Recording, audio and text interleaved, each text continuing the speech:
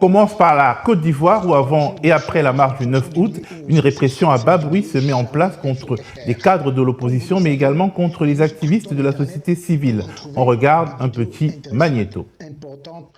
Un communiqué du procureur sur les violences du 1er août à Yopougon est tombé. 11 personnes, dont 2 personnalités politiques, ont été déférées pour actes terroristes et complots contre l'État. Les précisions avec Salif Yalekwe dans cet élément.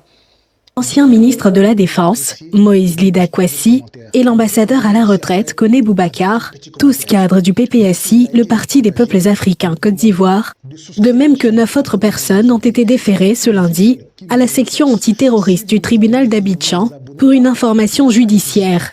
Selon un communiqué du procureur de la République près du tribunal de première instance, ces actions font suite à des événements enregistrés le vendredi 1er août dernier dans la commune de Yopougon, avec à la clé l'incident d'un autobus de la Sotra et la destruction d'un véhicule de police. Au cours des différentes auditions, ceux-ci ont cité M. Lida Kwasi Moïse, ancien ministre de la Défense, et Koné Boubacar, ambassadeur à la retraite, comme étant les instigateurs de ces violences. Le PPACI, le parti de l'ancien président Laurent Gbagbo, dément toujours être à l'origine de ces violences. C'est les témoignages qui ont été extorqués.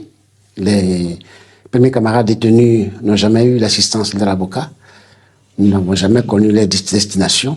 Nous pensons que c'est une manière, c'est une procédure, une opération qui est mise en route pour décapiter le parti, pour intimider le parti, pour humilier le parti aussi, pour ne pas que nos revendications que nous voulons mener, nos revendications aboutissent. Procédure normale ou instrumentalisation de la justice? Comment analyser l'atmosphère très particulière dans laquelle vivent des membres de l'opposition et de la société civile en ce moment? Pour répondre à ces questions, j'ai sollicité Pulchérik Balé, activiste de la société civile, présidente de la plateforme alternative citoyenne ivoirienne. Et bonjour Pulchérik Balé. Bonjour Monsieur Kouamo. Alors j'aimerais qu'on commence par évoquer la mésaventure qui vous est arrivée. Vous avez en effet vu votre portail à Abidjan tagué et le signal était plutôt porteur de menaces. Est-ce que vous pouvez nous raconter? Oui, le lundi 11 août, nous avons constaté vers 13 h une inscription au charbon sur la face extérieure de mon petit portail. Et donc, sur l'inscription était écrit « Ici vit Pulchérik Balé ». Et au-dessus, il y avait un dessin de 2 flèches qui se croisent avec le terme « Chété ». Chez nous ici, ça renvoie à un groupe qui se bat avec des machettes, donc à l'arme blanche. Voilà. Et donc, quand j'ai constaté cela, je me suis rendue à la police pour porter plainte contre X et ma plainte n'a pas été reçue à la police. Pourquoi la police a refusé? Oui, la police a refusé de recevoir ma plainte. Elle m'a dirigée vers le procureur, prétextant que c'est une affaire civile. C'est une affaire civile? Oui. Alors, justement, c'est un signal envoyé par la police elle-même qui est préoccupant. Oui, c'est quand même étonnant parce que c'est tout sauf une affaire civile. Il s'agit de menaces sur ma vie et celle de ma famille. Donc, bon. Ok, est-ce que vous avez déjà eu ce genre de signaux de menaces couvertes, en tout cas de menaces envoyées de manière assez subtile, enfin plus ou moins subtile on va dire, par le passé? Oui, déjà tous les jours sur les réseaux, je reçois des injures, je reçois des menaces de tout genre, mais en 2024, une fois, il y a des personnes à moto qui se sont arrêtées au niveau de mon garde de corps pour lui dire « Ta patronne et toi, vous allez mourir ». Et la moto a démarré. Il a réussi à retenir la couleur et l'immatriculation de la plaque. J'ai porté plainte auprès du procureur. Il n'y a pas eu de suite jusqu'aujourd'hui. Alors, quel est le regard général que les défenseurs des droits humains portent aujourd'hui sur la situation qui règne en Côte d'Ivoire? Parce que ce type de menaces ne sont pas très bien prises en compte au niveau international. Et on a l'impression, en regardant les images du 9 août, que bon, il y a une certaine vivacité démocratique, que le pouvoir laisse s'exprimer, mais qu'est-ce qui se passe aujourd'hui dans ces milieux de défenseurs des droits humains, de militants de la société civile? Quel état d'esprit? Bon, nous sommes inquiets, d'autant plus que nous ne sommes pas nombreux à dénoncer de façon ouverte toutes les dérives du pouvoir. Parce qu'il faut dire qu'il n'y a pas de solidarité entre les défenseurs des droits humains en Côte d'Ivoire. Il y a certains qui sont très proches du parti au pouvoir, qui estiment que tout ce qui se passe est normal, et il y a nous qui dénonçons toutes ces dérives et qui sommes menacés et qui n'avons pas d'autre recours que d'aller à Amnesty International et puis sur les réseaux pour exprimer ce qu'on subit. Donc, alors, nous sommes très est-ce inquiets. que vous vous dites que d'une certaine manière, on voudrait vous pousser à l'exil, chéri Balé? Si, je pense que si, puisque au mois de juin, pour la première fois, on a accepté de m'autoriser à sortir du pays parce que je suis sous contrôle judiciaire depuis 2022 que je suis sortie de prison pour la seconde fois. Chaque fois que j'ai introduit une demande pour sortir du pays, je n'ai jamais reçu de réponse. Et donc, bizarrement, en juin, on m'a accordé de sortir du pays, mais je suis allée faire ce que j'avais à faire et je suis revenue. Donc, peut-être qu'on veut me pousser à l'exil. Mais justement, en fait, vous êtes défenseur des droits humains, vous ne faites pas de la politique électorale, et vous avez été l'objet de plusieurs emprisonnements, de plusieurs brimades. Est-ce que vous avez vraiment l'impression que la société civile, au-delà de la société politique, dérange le pouvoir d'Alassane Ouattara? Oui, parce que les gens ne comprennent même pas le rôle de la société civile. Quand vous êtes dans la société civile engagée et donc que vous faites le contrôle citoyen de l'action publique, tout de suite, on vous voit en opposant ou en personne manipulée par l'opposition au lieu d'analyser les arguments que vous avancez dans vos contestations. Et ça, c'est vraiment très grave parce que même il y a des organisations de la société civile, se prétendant organisations des droits de l'homme, qui ne savent même pas cet aspect du rôle de la société civile et qui entrent aussi dans ce discours. C'est pour cela que je vous disais tout à l'heure qu'il n'y a pas de solidarité entre les organisations des droits de l'homme et il y a une méconnaissance profonde du rôle de la société civile. Alors, Gervais Bogassako, je me tourne vers vous. On vous a connu défenseur des droits de l'homme en Côte d'Ivoire, on vous a connu défenseur des droits humains en exil, de retour en Côte d'Ivoire, et depuis un certain nombre de temps, on pressent que vous n'êtes plus dans le pays. Pourquoi avez-vous quitté le pays, une fois de plus, Gervais Bogassako, président de la FIDOP? Oui, merci beaucoup, cher ami Théophile Kouamouo. Je salue ma consoeur Pulchérie Balé et je l'encourage aussi pour tout ce qu'elle fait parce qu'en ce moment, elle est en Côte d'Ivoire. Écoutez, nous, je pense qu'on ne va pas se répéter. Tout ce que dit Pulchérie Edith Balé, je le prends à mon compte.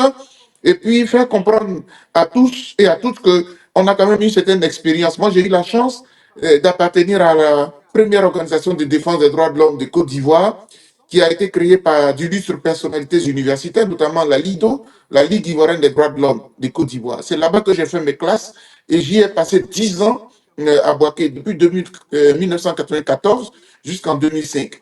Et donc, on a une certaine expérience. Vous savez, la question des droits de l'homme rime avec le respect de l'état de droit. Si vous n'avez pas un état de droit, les droits de l'homme ne sont pas garantis, ne sont pas respectés. Si vous êtes dans une dictature, il n'y a pas de respect des droits de l'homme, il n'y a pas de droits de l'homme. Même si le mot dictature. Oui, et aujourd'hui, c'est à cela que ça apparente ce que nous voyons en Côte d'Ivoire. Moi, je suis revenu d'exil. D'abord même, peut-être il faut dire à vos téléspectateurs pourquoi je vais en exil. Parce qu'en 2010, il s'est passé une crise grave en Côte d'Ivoire et j'ai défendu les institutions de la République, j'ai défendu la Constitution qui n'était pas abrogée. Et tant que la Constitution n'est pas abrogée, un certificateur de la communauté internationale ne peut pas imposer un président à la Côte d'Ivoire. Et j'ai écrit mon premier livre en disant que si on était dans cette situation, on aurait pu reprendre l'élection, faire un troisième tour. L'ONU aurait pu le faire. Ils ne nous ont pas entendus.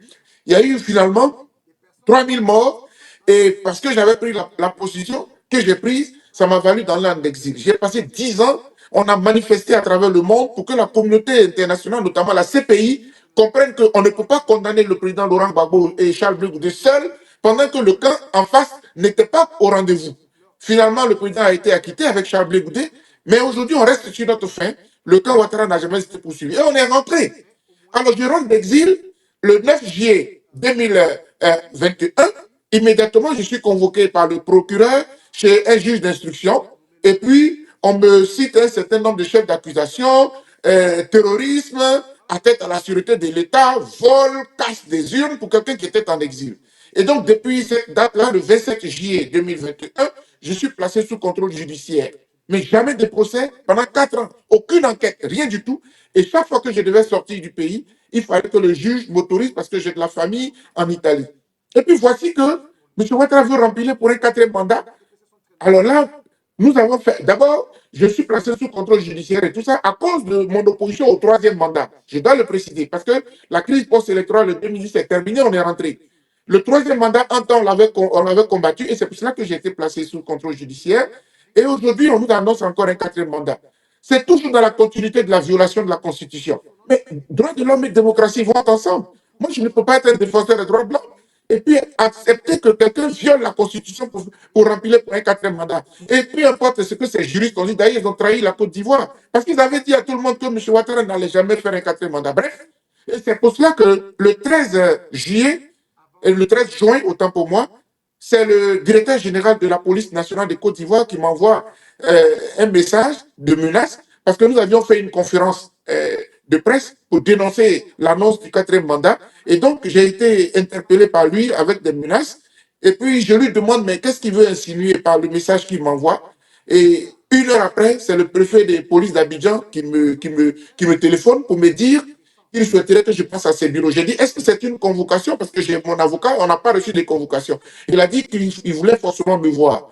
Et un peu plus tard, donc à partir de cet instant, j'ai compris qu'il y avait péril à la demeure et j'ai essayé d'alerter un peu partout. Le même jour, ils étaient à l'université de Bouaké parce que j'ai dit au préfet que j'étais à Bouaké pour mes enseignements à l'université et que je ne pouvais pas venir à son rendez-vous. On était vendredi, je préférais venir le lundi. Mais ça n'a pas raté. Les encagoulés, ils étaient en train de rôder devant l'université et de sources sûres, j'ai été informé. C'est comme cela que j'ai été exfiltré par des partenaires, des amis, pour qu'aujourd'hui je me retrouve aux États-Unis. Donc effectivement, le climat dans lequel nous vivons aujourd'hui, il est délétère. On veut faire tout, on veut faire taire toutes les voix qui critiquent le 4e mandat parce que M. Ouattara veut remplir en force, il veut s'imposer. Et ça, nous ne pouvons pas l'accepter. Voilà. Et j'ai dit... Merci Gervais Bogassako. Je me retourne vers Pulchéri Gballé. Vous avez entendu, Pulchéri Gballé, les arguments du procureur Koné Braman Oumar contre les personnalités de l'opposition. Est-ce que ces accusations vous semblent crédibles? Est-ce que la méthodologie utilisée vous semble juste?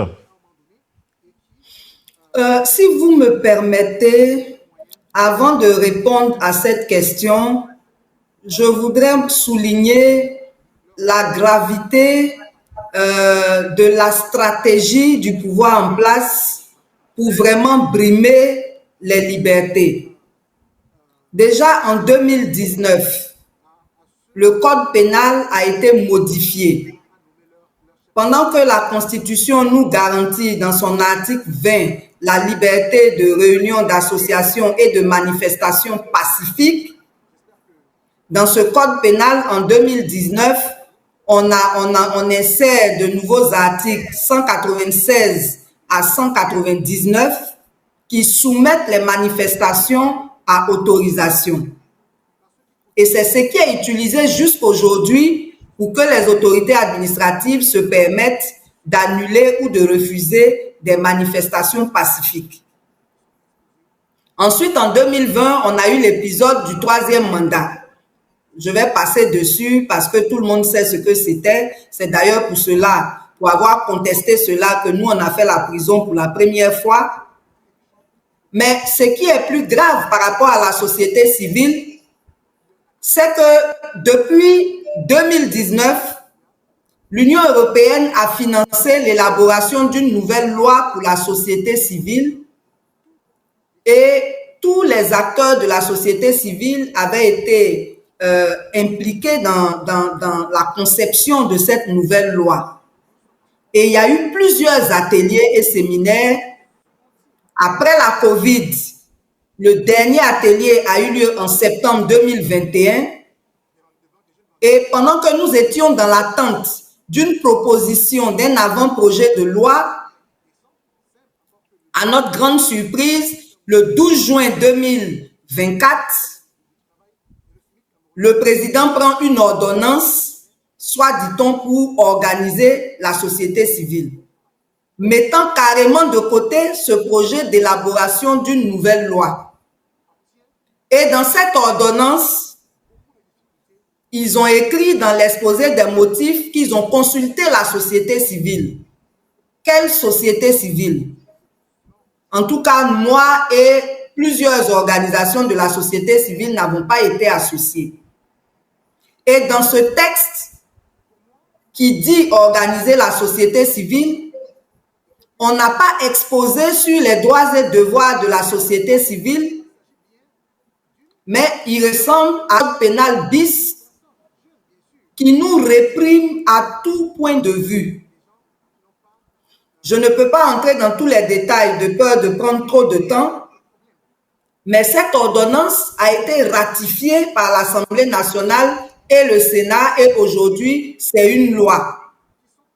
Elle a été utilisée pour dissoudre plusieurs organisations de la société civile et actuellement, elle est utilisée pour nous empêcher d'avoir des relations avec les partis politiques alors que nous sommes tous des acteurs de l'espace démocratique. Donc, nous sommes bâillonnés par cette nouvelle loi et c'est vraiment grave. En plus de cela, au-delà des intimidations, on assiste à des enlèvements répétitifs qui ne se justifient pas. Parce que si les forces de l'ordre connaissent le domicile de quelqu'un, le mieux serait d'aller servir une convocation au lieu de l'enlever, souvent même en menaçant les membres de sa famille. Après ces personnes-là, on n'a aucune idée de là où elles sont, même leurs avocats n'ont pas accès à elles. Et puis un matin, elles apparaissent au parquet ou à la préfecture de police pour dire qu'il y a une complicité des autorités judiciaires dans ces enlèvements. Donc, ça crée une psychose. Maintenant, pour revenir à votre question, moi, j'estime que les derniers événements qui se sont passés sur les violences de Yopougon, il y a beaucoup de questions auxquelles il faut répondre.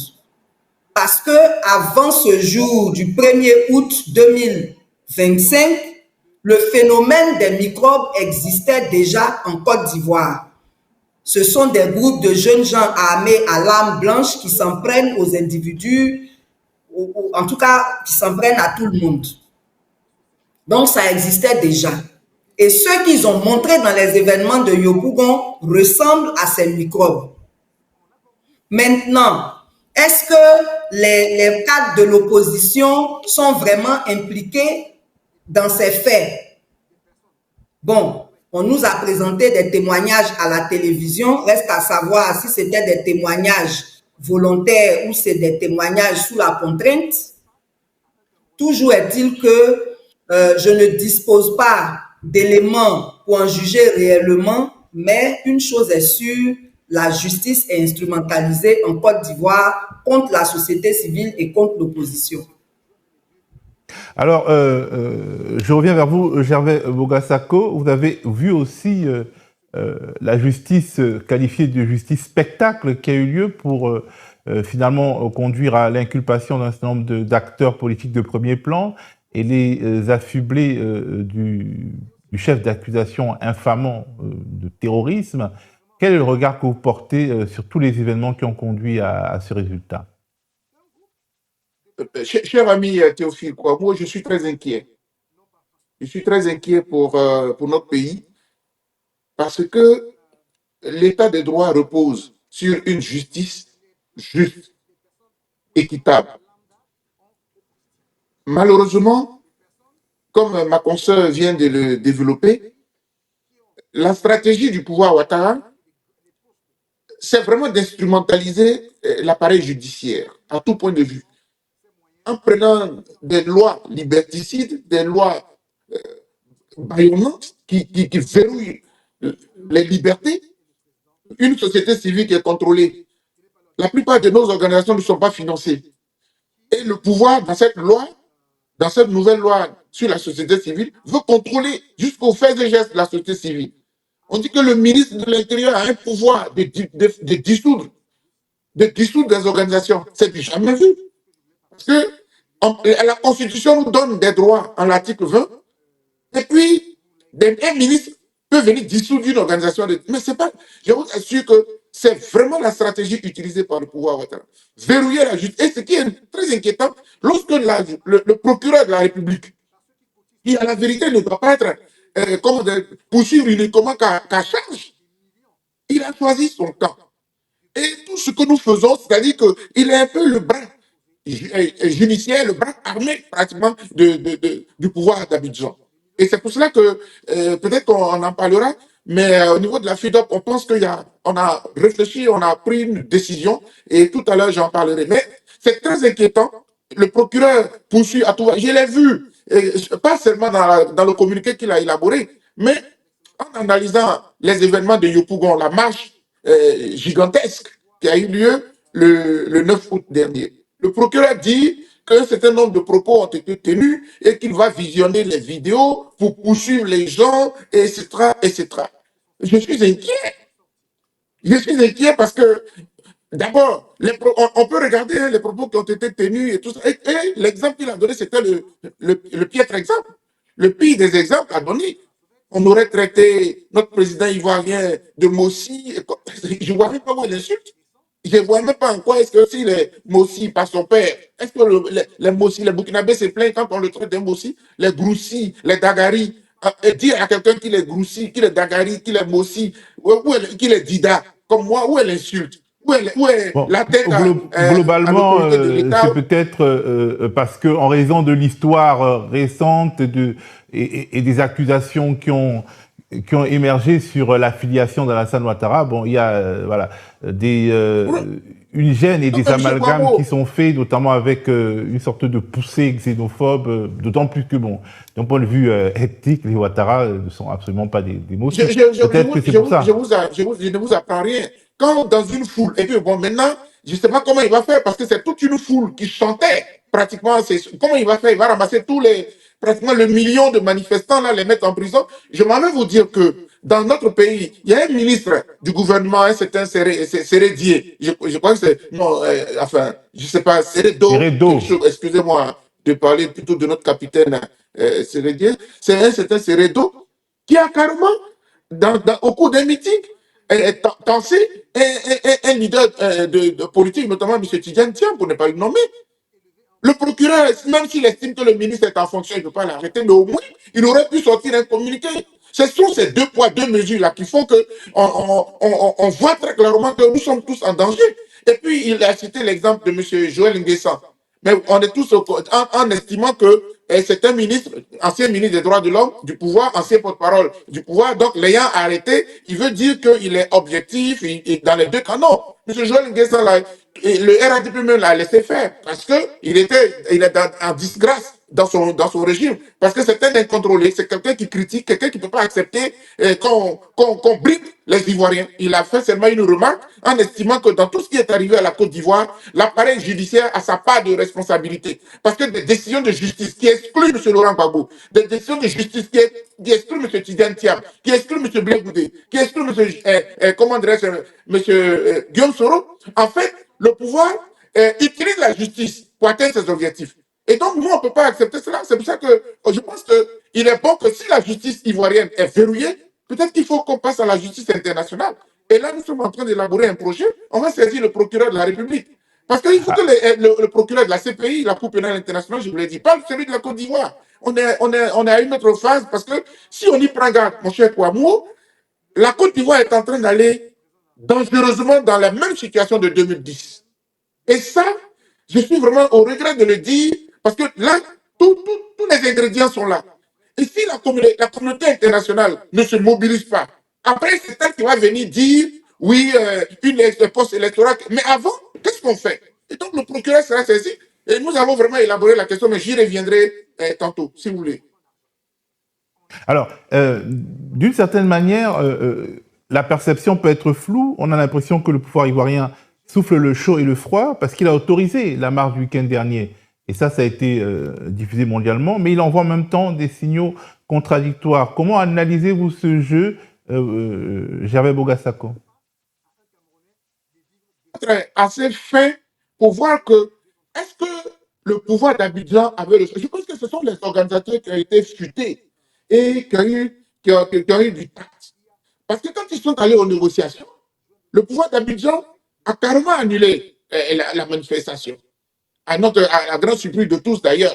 Ils ont carrément annulé la manifestation. Et donc, l'opposition était un peu embêtée lorsqu'ils ont dit, bon, on va reporter au 9.